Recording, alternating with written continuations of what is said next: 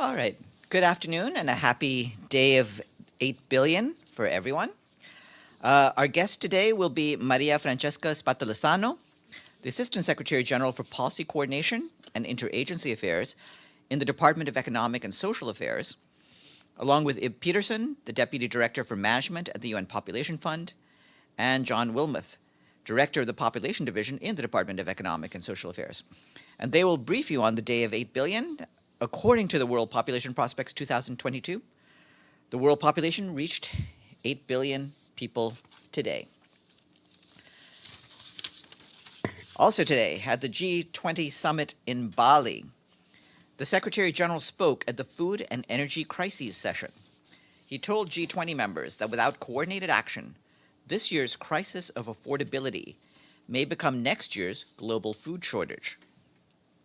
He underscored that the Black Sea Grain Initiative and the agreement to facilitate the supplies of Russian fertilizers, including ammonia, to global markets, are essential, and underscored that the UN is working nonstop to resolve all issues to renew the initiative. He also reiterated his call for an SDG stimulus to provide countries in the global south with adequate liquidity through a wider reallocation of special drawing rights, concessional financing to middle-income countries in distress, and effective mechanisms of debt relief and restructuring. We need unity, solidarity, and multilateral solutions to address the food and energy crises and to eliminate the trust deficit that is undermining global action across the board, he said. We've shared those remarks with you. In the afternoon, he met with the Foreign Minister of the Russian Federation, Sergei Lavrov, and he also attended the welcome dinner for all leaders. And tomorrow, he will take part in the working session on digital transformation and in the leaders' visit to a mangrove forest. The Undersecretary General for Humanitarian Affairs and Emergency Relief Coordinator, Martin Griffiths, today is in Istanbul, Turkey, where he visited the Joint Coordination Center, or JCC, the implementation body of the Black Sea Grain Initiative. Mr. Griffiths met with the Russian, Turkish, and Ukrainian delegations at the JCC, as well as with the UN team. He thanked all sides for their hard work, dedication, and commitment to the initiative, and discussed areas of improvement in the implementation of the agreement. He also visited the Office for the Coordination of Humanitarian Affairs in Istanbul and met staff there. You just heard from the resident and humanitarian coordinator in Ukraine, Denise Brown, about her visit yesterday to Kherson, and the difficulties our colleagues in Kiev are facing today, as the city has been the site of explosions. Today, Matilda Bogner, the head of the Human Rights Monitoring Mission in Ukraine, said that over the past several months, the monitoring mission interviewed 159 prisoners of war held by the Russian Federation and 175 prisoners of war held by Ukraine. Speaking of former Ukrainian prisoners of war who had been in the hands of the Russian Federation, Ms. Bogner said that the vast majority of those the mission interviewed said that during their internment they had been tortured and ill-treated. Regarding the treatment of prisoners of war interned by the government of Ukraine, Ms. Bogner said that the mission received credible allegations of summary executions of persons hors de combat and several cases of torture and ill treatment reportedly committed by members of the Ukrainian armed forces. Ms. Bogner emphasized the fundamental obligation of states to treat all prisoners of war humanely from the moment they were captured until their release and repatriation, and to allocate sufficient resources to ensure implementation of this obligation. Abdoulaye Bathily, the Special Representative for Libya, briefed the Security Council by VTC this morning. He said that in the next weeks and months, the UN mission in Libya, UNSMIL, will meet with key institutional players to move towards organizing free and fair elections. The Special Representative said that he has pursued consultations with Libyan stakeholders from all regions of the country, which he had initiated upon arriving in Tripoli in mid-October. He has also encouraged them to engage in dialogue with each other inside Libya, which would send a clear message to the population that they are serious about resolving their differences. Mr. Bathily added that there is increasing recognition that some institutional players are actively hindering progress towards elections. Mr. Bathily said that the human rights situation in the country remains alarming. UNSMIL continues to document enforced disappearances, arbitrary detentions, and ill treatment in detention facilities across the country. On a positive humanitarian note, he recognized a 57% decrease in the number of displaced persons in Libya since 2020. Turning to Haiti, in Port-au-Prince, the UN and the government are currently launching a $145 million appeal to continue supporting the cholera response, as well as the broader humanitarian response in the country. As you know, at the beginning of October, new cholera cases were detected in Haiti after more than 3.5 years without a case of the disease. In recent days, there's been an increase in the number of and geographical spread of suspected cases. According to figures from the Ministry of Health released last night, there were 8,700 suspected and 800 confirmed cases. So far, 161 people have died from the disease. It is the most vulnerable people, particularly women, children, the elderly, and disabled, who have been hit hardest by the outbreak. They were already severely impacted by a lack of access to health, food and clean water, malnutrition, poverty and displacement caused by insecurity, as well as ongoing gang violence. The UN Resident and Humanitarian Coordinator, Ulrika Richardson, reiterated that cholera is a preventable and treatable disease, and that the UN and its partners have worked since day one of the outbreak alongside the Ministry of Health. She added that cholera is one of the many challenges in Haiti, and that the funds raised would also tackle other urgent humanitarian needs, as well as more deep-rooted structural problems, including human rights violations. She appealed to the international community to increase its support to the response in order to help save more lives and reach the shared goal of a cholera-free Haiti. And Ms. Richardson will be our guest at the briefing tomorrow. She will give you more details about the appeal and the humanitarian situation in the country. The Office of the Secretary General Special Representative for Children and Armed Conflict, Virginia Gamba, has published a new report on the impact of conflict on boys and girls in the Democratic Republic of the Congo. The report states that despite a decrease in the overall number of violations against children documented by the UN, the numbers remain high, particularly in Ituri and North Kivu.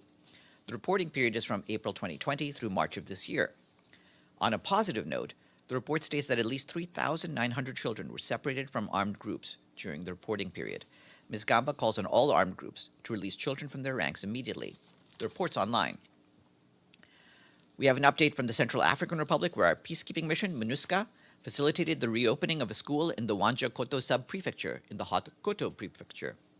The mission deployed peacekeepers in the area to deter armed groups and to help restore socio-economic activities. As part of its child protection work, the mission continued its efforts to sensitize local actors on the prevention of child recruitment by armed groups. They also provided school supplies, in addition to launching a community violence reduction project aimed at building schools and creating temporary jobs for young people.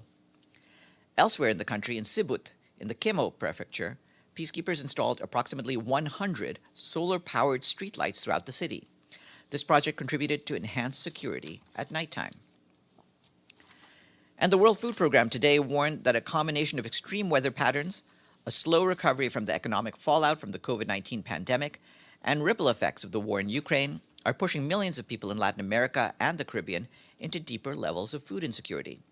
Currently, nearly 10.6 million people in Latin America and the Caribbean are facing food insecurity, up from 8.7 million in January this year. In the wake of the three devastating hurricanes, Fiona, Ian, and Julia, in September and October, causing heavy rain, flooding, and mudslides, WFP said that it is providing emergency food to 800,000 people impacted in the region, as well as logistical and technical support to governments and partners. Looking beyond the immediate response, WFP is strengthening the resilience of communities, helping them adapt to the changing climate. In the first half of 2022, WFP assisted more than 630,000 people through activities such as restoring land and forests, introducing more climate-resilient practices, asset creation and income generation, and providing access to climate insurance. As COP27 continues, WFP is calling for investment in building community resilience so that vulnerable people are able to withstand shocks later. And with that, I'll turn the floor over to you before we get to our guests. Yes, Edie. Thanks, Farhan. I have a couple of questions, so let me do some now and then later. First of all, on the meeting between the Secretary General and the Russian Foreign Minister, was there any positive movement toward the renewal of the grain deal? Well, what I can say on that is it was a lengthy meeting, and they went through all the aspects related to the process of facilitation of Russian exports, food and fertilizer, and the Black Sea Grain Initiative. And it was a very frank and open discussion. And of course, as you also heard, Martin Griffiths was in Istanbul today, where he met with all of the various delegations to the Joint Coordination Center. And so he is also moving ahead on his side. Regarding the deal itself, I have nothing more to say other than that our efforts are continuing. And of course, you've heard what the Secretary General has had to say about the tremendous contributions made by this deal and the need to keep it going. Okay, on two other breaking news subjects. Ukraine says that it had 85 missile attacks, the biggest barrage against energy facilities and residential buildings since the Russian invasion on February 24th. This is civilian infrastructure. Does the Secretary General have any comment on this targeting of civilian infrastructure? Well, just to say that as we have in the past, we again say that all civilian infrastructure has to be spared from all attacks. We have made very clear our position against anything that harms civilians and civilian infrastructure. And as you yourself have said, this was a very large barrage against a significant city and with large amounts of infrastructure there.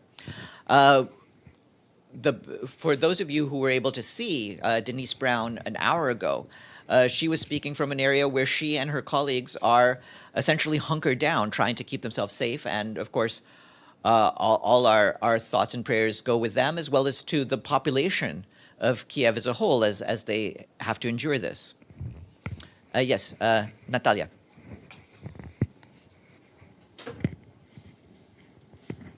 Thank you.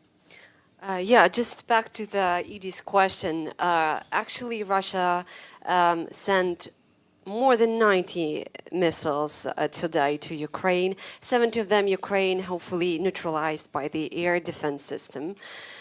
But yeah, lots of targets of the energy supplies systems. Don't you see any connection between yesterday's resolution on Ukraine that Russia has to pay its reparation?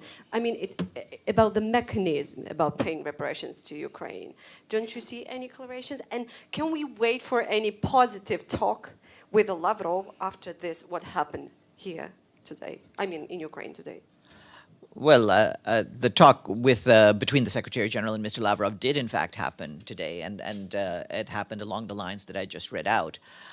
Regarding the resolution, I wouldn't connect the General Assembly resolution to developments on the ground. I do not know and cannot tell you why different sides take the military steps that they take. Our standpoint is that no measure should be taken that target civilian infrastructure, and certainly that includes today's activities. Thank you. First, Ibtisam, and then to Betul. I have two questions. First, follow up on the meeting with Mr. Lavrov and the issue of the grain deal. Two follow-ups. So, are you optimistic that the deal will be renewed? And when you say in your statement it was a very frank and open discussion, could you elaborate?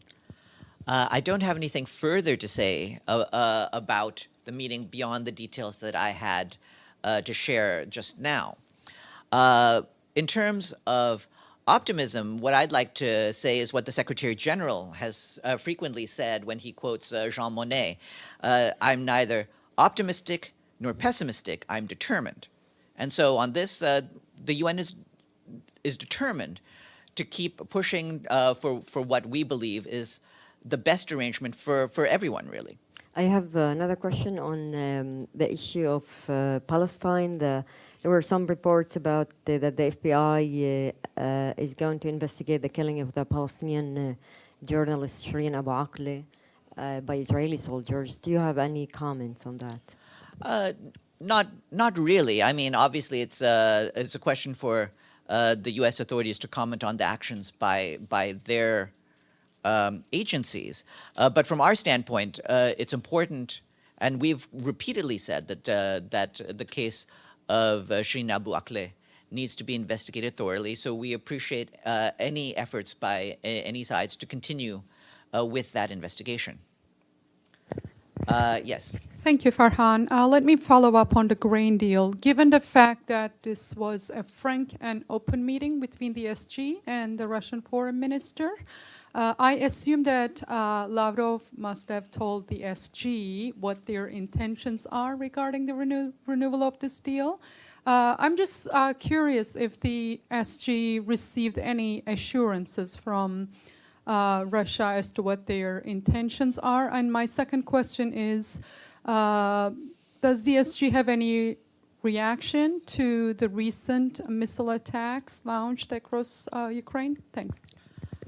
In terms of the reaction, it's as I've said, that we continue to stand by the idea that all sides have to spare civilians and civilian infrastructure. And in this case, of course, we're aware of a large-scale attack on a main civilian city. Regarding the intentions of the Russian Federation, I think as we get to the coming days, though, what those intentions are will become clear. I don't think it's helpful for me at this stage to indicate one way or another. I don't speak for them, but certainly the Secretary General did meet with Mr. Lavrov, and along the lines as I've just read out to you. Just a quick follow-up. Does the SG condemn these recent strikes? And again, a follow-up on the first question I had regarding the deal. Since there is only a few days left, I believe only 4 days left before this deal expires, if it is not renewed, does the UN have any plan B? I'm not going to speculate on that. We're still working on plan A, and we'll see how that proceeds. And that's as much as I would say on that for now.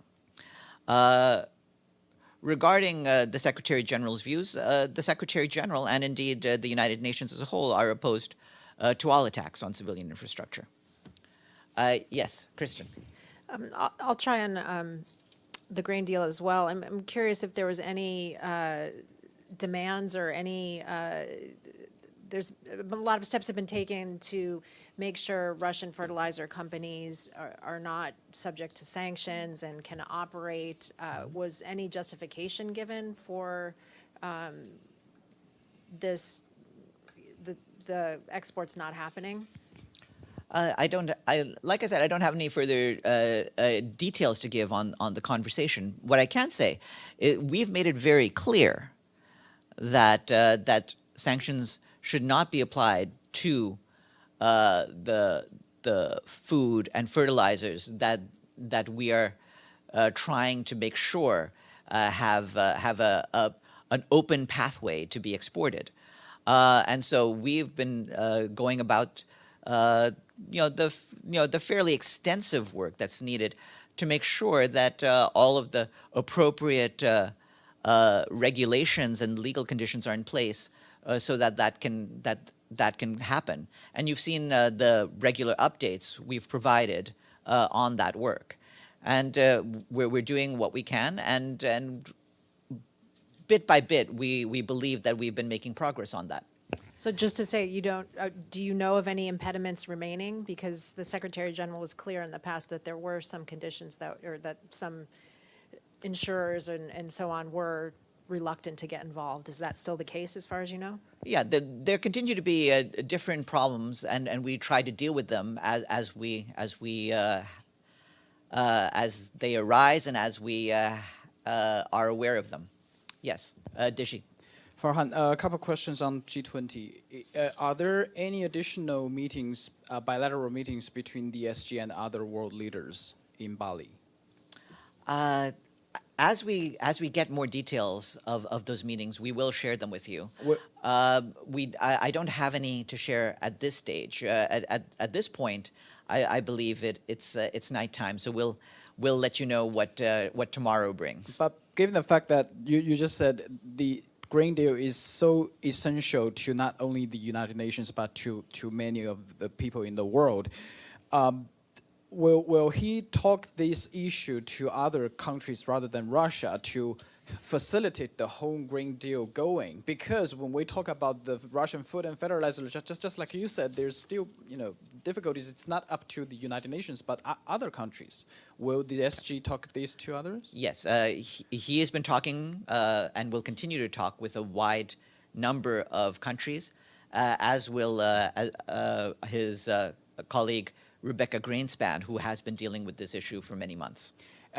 Another G20 question. We know that there's the Prime Minister of Cambodia tested positive on COVID-19 when in Bali. How's the situation there for Secretary General? Do you think he is safe? The Secretary General has not tested positive, and we will continue testing him and the delegation. We hope that they continue to be fine. So will the Secretary General participate in the World Cup, which will be soon held in Qatar? Hold that thought, and we'll see whether we have anything to announce in the coming days. Okay, I'll have some questions next round. I don't know whether there's going to be much more of a round before we get to our guests, but then Edie and then you. Yes, Edie. Two questions, Farhan. First, two young girls, 11 years old and 13 years old, were found beheaded in the Al-Hol camp in northeastern Syria. Does the Secretary General have any comment on conditions in this camp, which, as you know, has mainly the families of former Islamic State extremist fighters? Yes, we've been drawing attention to the poor conditions at the Al-Hol camp for some time now, and this is another extremely sad reminder of how bad the conditions are. We continue with our pleas for all parties to do what they can to improve the situation there, and of course this needs to be thoroughly condemned and thoroughly investigated. And my second question is a follow-up on Haiti. Is the United Nations worried that the current outbreak could reach the levels of 2010? And is the UN making efforts to provide Haiti with cholera vaccines despite the current shortage? Yes, we are. I read out a note earlier about the $145 million appeal to support the cholera response. And so some of those details come from earlier in the briefing. And tomorrow, Ulrika Richardson, who is the humanitarian coordinator, will talk to you as the guest at tomorrow's briefing. But what you read out earlier didn't respond to those two specific questions that I just asked. Yes, I mean, we're certainly going to try to do what we can to have more treatments for the most vulnerable population.